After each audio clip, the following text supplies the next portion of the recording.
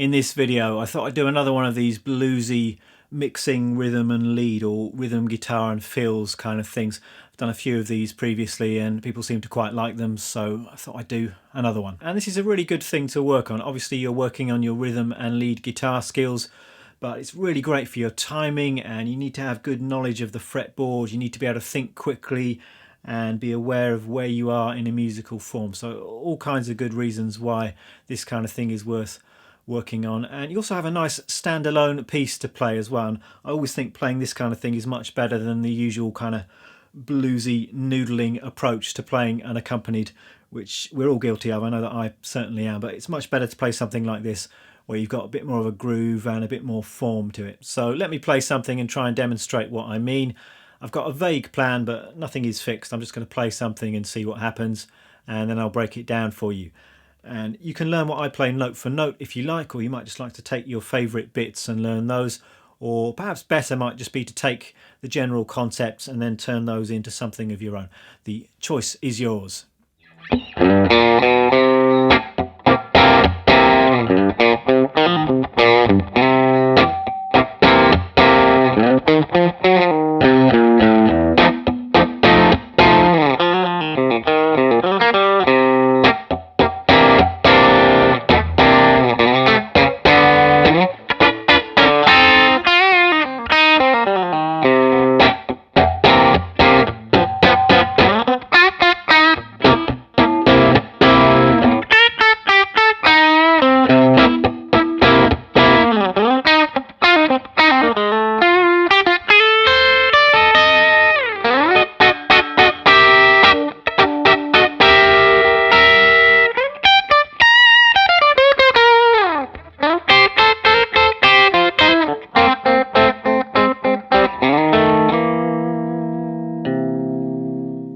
Now what we're dealing with here is a 12-bar blues in C, nothing fancy going on, just 1-4-5 blues. It's got kind of a funky R&B type of feel, and when I'm playing in this kind of style where I'm mixing lead guitar and rhythm guitar, or really just generally, I think it's a good way to think about the guitar is not to see this absolute divide between rhythm and lead, between chords and scales, because really it's all the same thing, and that's definitely the way that I see the guitar and understand the guitar fretboard these days. And I strongly recommend you starting to think in these kind of terms. And I thought that might be quite a good way to start by talking about how I organise my chords, scales and arpeggios. I've touched on this a little bit in some of my previous videos, but I'm going to talk about it now in relation to this blues in C. So why don't we do it in relation to the one chord of a blues in C, so a C chord or a C7 chord. And in that piece that I just played, I was trying to play a little bit all over the neck, and in order to do that you're going to need to have a good knowledge of the fretboard, your scales and chords all over the fretboard, however you decide to organise that information. So usually I recommend the kind of caged approach as a good basic way of doing that. So I could start down at this end of the fretboard with my one chord, a C chord, or a bit more bluesy sounding is going to be this C shape C7 chord. So that's my chord, and then around that chord I could see my C minor pentatonic scale, for example. So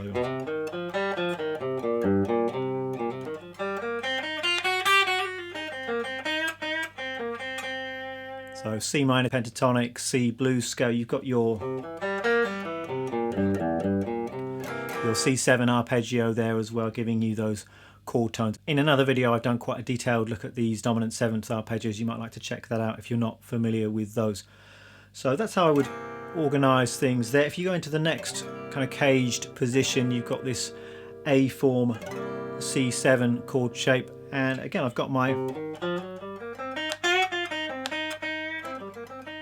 C minor pentatonic, C blues scale in and around that chord shape, and you can continue that up the fretboard. So the next little position,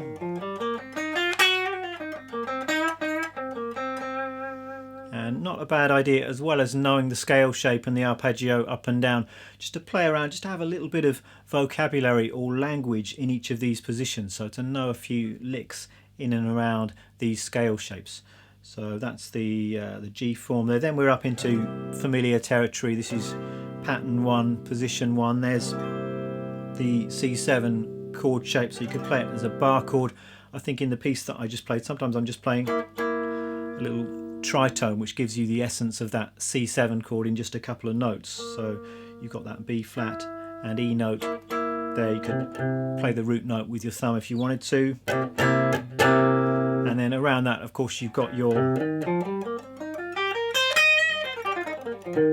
C minor pentatonic scale, and we can continue on up to the, this is I suppose the D form here. So we've got this little C7 shape. It's like a D7 chord moved higher up the neck. You could play it like that. Sometimes I just play the top 3 strings here, so 12, 11 and 12, and around that I've got my C minor pentatonic scale.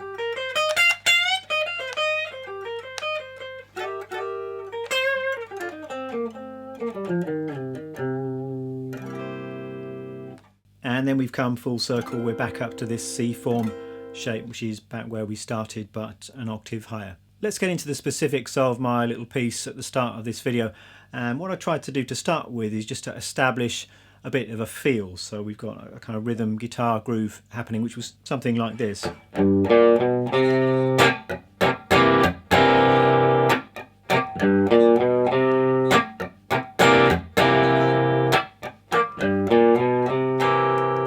just based around that C7 chord shape. I think I was tending just to play these 3 notes here. You could even throw in that D note and make it a C9 chord.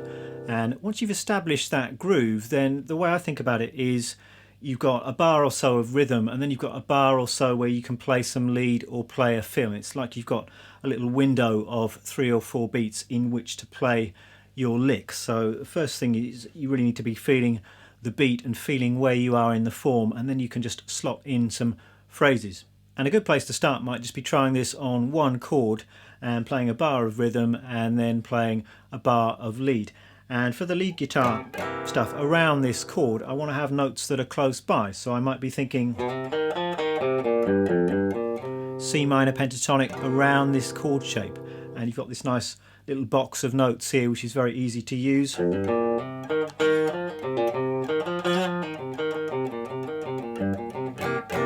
you might want to venture up a little bit higher into this shape.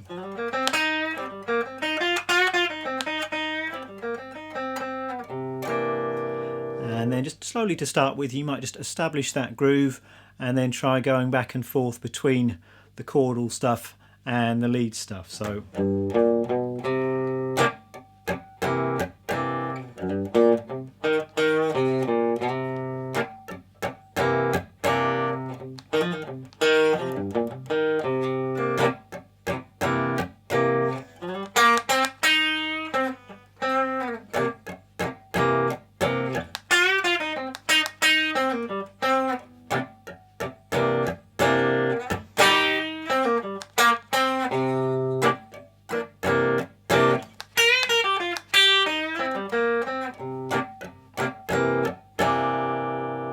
start off simple, and then you can try and get a bit more elaborate with things, try and introduce some more interesting rhythms, and ultimately you can be a bit more flexible with where the rhythm falls and where the lead stuff falls. So it doesn't have to be exactly 1 bar of rhythm and 1 bar of lead. You can kind of stretch the boundaries of those things a little bit if you want to. Now what I then did in my little piece was I took it round the 12 bar chord changes. So we start off by establishing the 1 chord.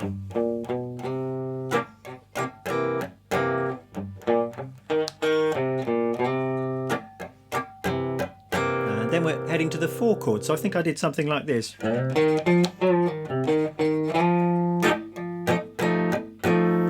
I'm just taking that C7 shape up here, so frets 8, 7 and 8, that's F7.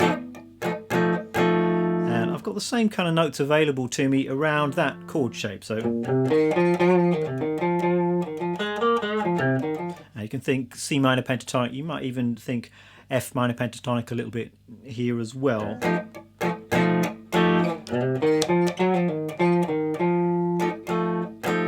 And then we can go back down this end of the neck.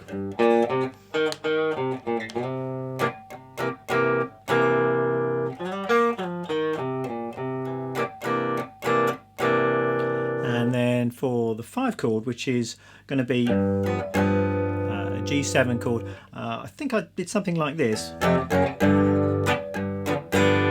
So I just went into this G7 bar chord shape. I might even have just played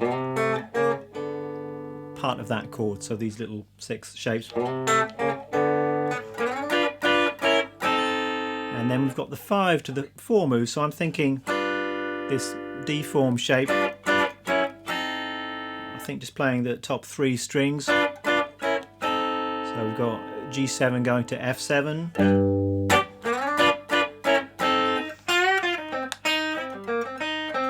and then a C minor pentatonic lick to take us back to the 1 chord.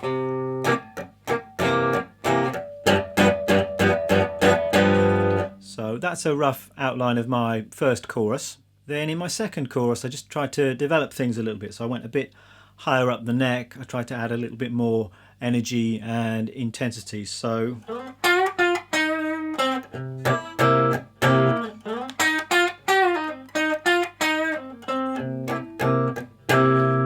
went up to this little shape which I mentioned earlier, so the tritone and then the root, and I'm playing some kind of C minor pentatonic stuff in the gaps between the chordal stuff. And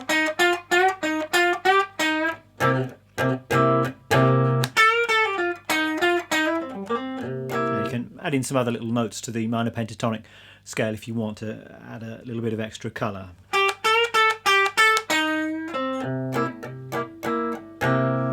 And then we're heading once again to the 4 chord.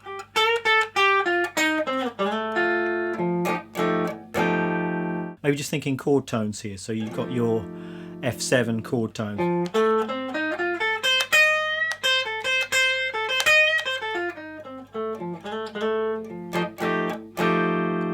And then we're back to the 1 chord again, and I think I was doing something along these lines, so hitting that F7 chord here, it's like that top part of that A form shape, and once again into this shape, and then we're heading to the 5 chord, which is G7, and something I do quite frequently is I'll play the minor pentatonic from the root of the 5 chord. I think that often sounds pretty good. So over the G7 chord I can play just G minor pentatonic. So I think I was starting up here,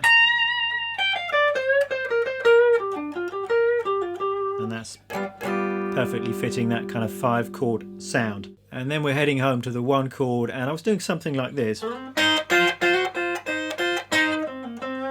this is something that I first got from Stevie Ray Vaughan, I think, many years ago. Lots of players do this kind of thing. And we've really got a droning note, so we've got this high C note playing all the way through. And I'm hybrid picking this, so just playing a minor pentatonic or blues scale melody with that droning high note on top. So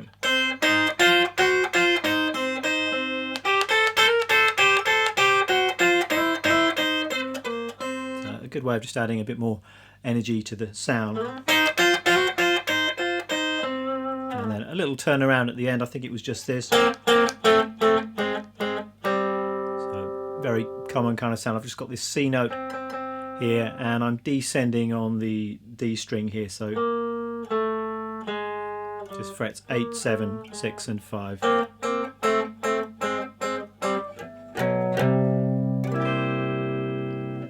Anyway, I want to end by trying to play through my introductory piece, just so you've got a slow playthrough of that on video. I might actually have to stop the video now and go back and listen to what I did, just so I can remember exactly how it was. I'll try and play it note for note. I don't guarantee that it will be spot on, but I will sit down and transcribe what I played note for note and put the tab up on my Patreon page. Okay, here goes. 1, 2, 3.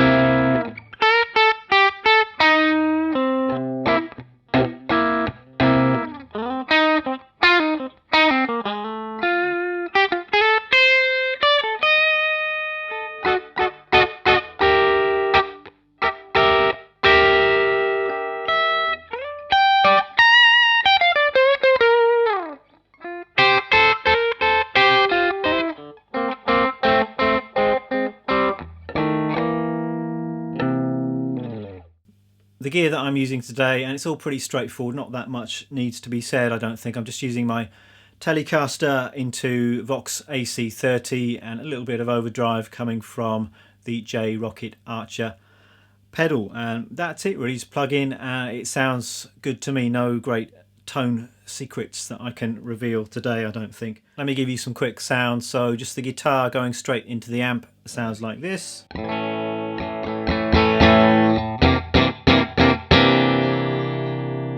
It's a nice bright voxy clean sound, and then a bit of overdrive from the Archer.